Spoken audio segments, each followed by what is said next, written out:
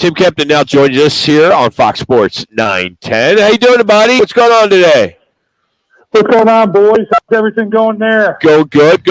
Just trying to kind of talk through these Eastern and Western finals, which has been kind of blowouts, or not all blowouts, but 3-0. But get your thoughts. A lot of talk. We're talking about Deandre Ayton. What do you think, if and when he gets moved, what should they get in return? I mean, do you want picks, or you want somebody, you want bench guys that can make an impression right away? You're getting rid of him? Has he been traded yet? No, I'm just, it's dog days of summer, Tim. You got to work with us.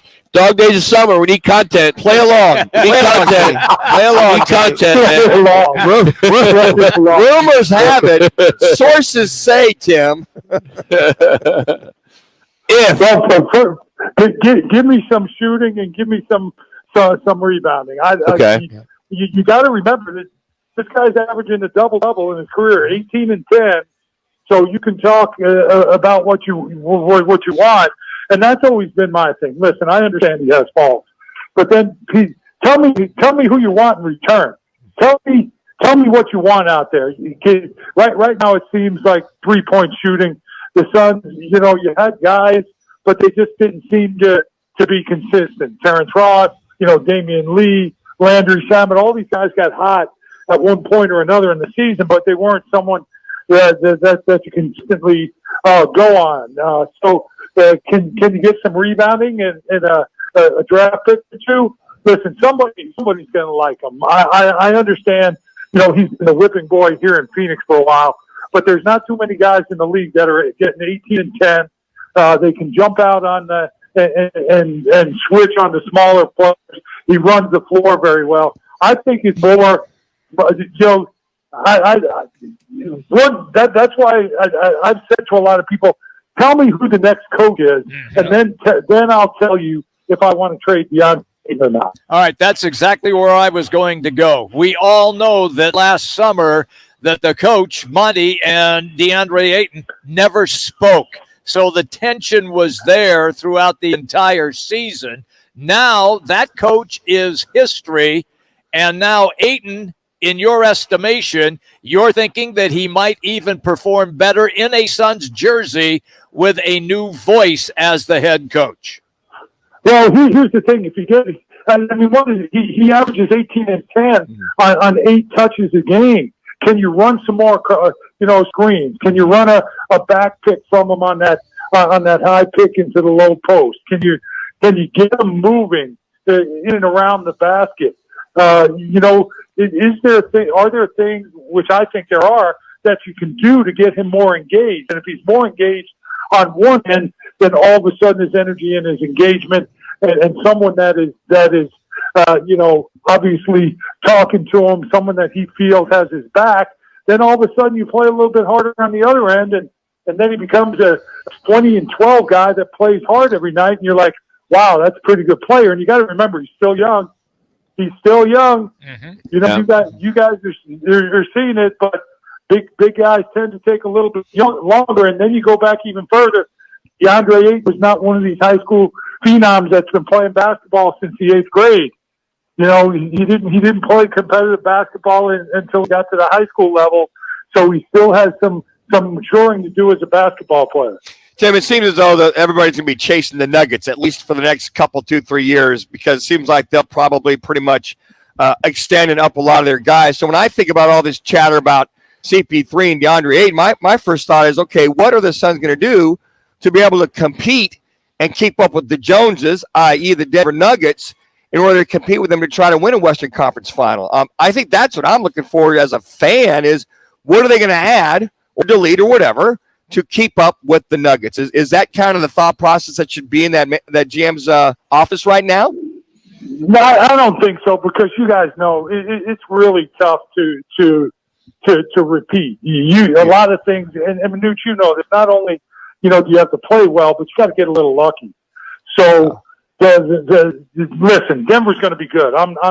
If you go about your business thinking about loading up for one particular team, 3 minutes to another spot.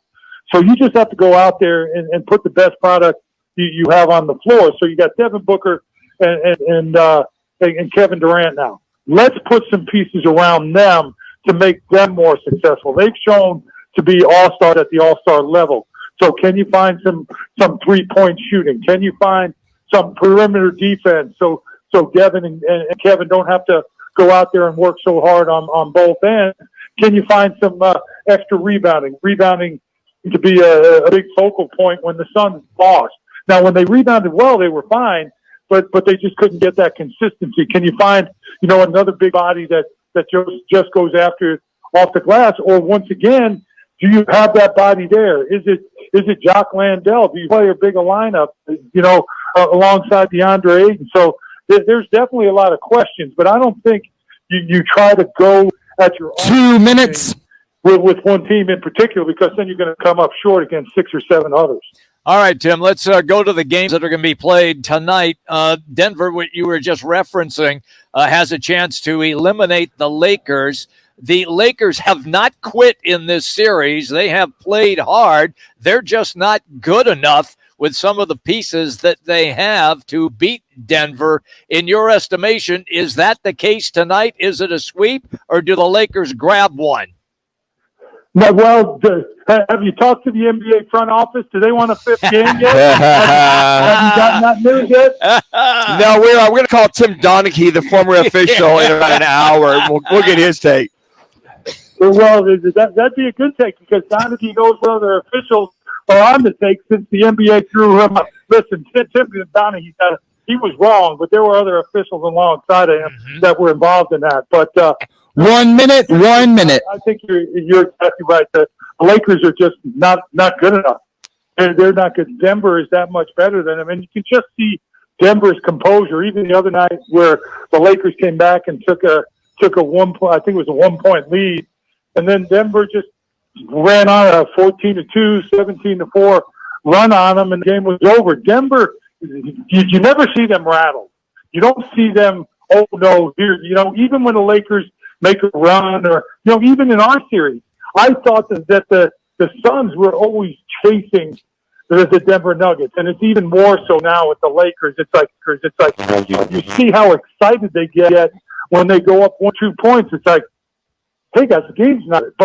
But that's a victory to them. Getting up a bucket or two, making a big play. Everything's over the top of the Lakers. The game's 48 minutes long, and that's what Denver does. They don't. Too high, nothing's too low. Let's just go about our business,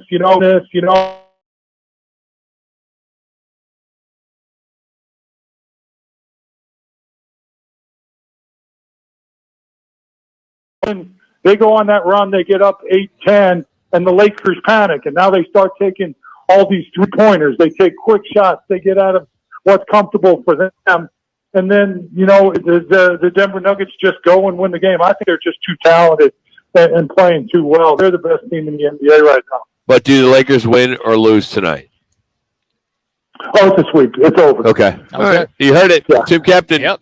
Tim, thank you as always, buddy. Have a good week. Thanks for the time as always. Yeah, you guys too. Thanks for having me on. That's Tim Kempton. He called it. Sweep tonight. Mm-hmm. Get over here to the CAZ Sportsbook. Put the bet in. It's brought to you today by All City Towing. They continue to grow. They got a bunch of new vehicles in their already huge fleet, so they need to hire. So head to allcitytowing.com, search careers. They got full-time, part-time, all there at allcitytowing.com. Just search careers. That is the fastest way to apply, is at allcitytowing.com. Coming up on this day, some pretty cool stuff that happened that will bring you back. We'll take you back here on a Monday afternoon with Rock Minuch with Jimmy B. Fox Sports.